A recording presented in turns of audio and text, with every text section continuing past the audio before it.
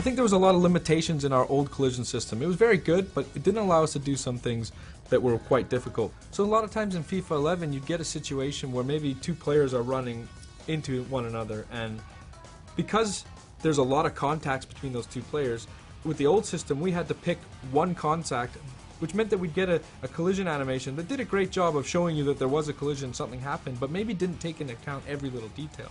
With this year's engine, what you see is when those two players come together, we're resolving for every single collision that happens, and we're really able to preserve the momentum a lot better in the interactions between players.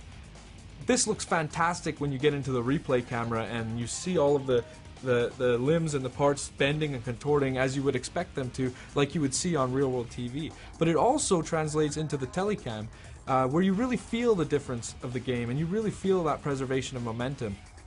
Another benefit that we get is we resolve a lot of our clipping issues in the game this year.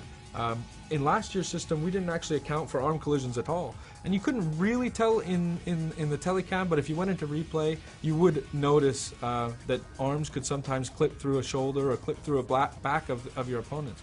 Well, this year we're resolving every single collision on every single limb of the players when they interact, and the results are quite astounding. One, you don't actually get the level of clipping that you got in last year's game, but two, you get tons of variety. You don't get these robotic animations in jostling and shielding. You get more of a tussle between the players and a fight for possession that feels more realistic, feels like things that you might see on TV. To illustrate the point about the variety we get, I want to talk about contextual dribble turns. And what this is using the left stick, you could beat a player last year by maybe taking just a 45-degree dribble turn. But sometimes when you would do that, maybe you'd knock the ball by him and that player would stick out a leg trying to tackle you or really be in the way of where you're trying to go after the ball has passed him.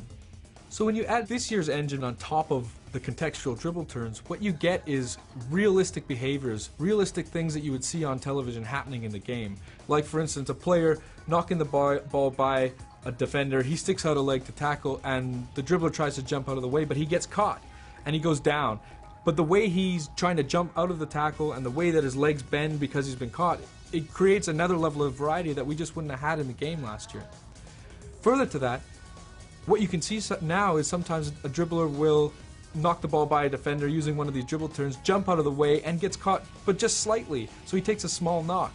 And what you get is a little bit more of resilience from the player to take those small knocks and able to continue on and go after the ball. Now players like Messi can skip through those challenges, take a knock, bounce off of a tackle, and still continue on to really pursue the ball and continue the flow of the game. And it makes for a much more exciting experience, especially when you're on the ball with those good dribblers.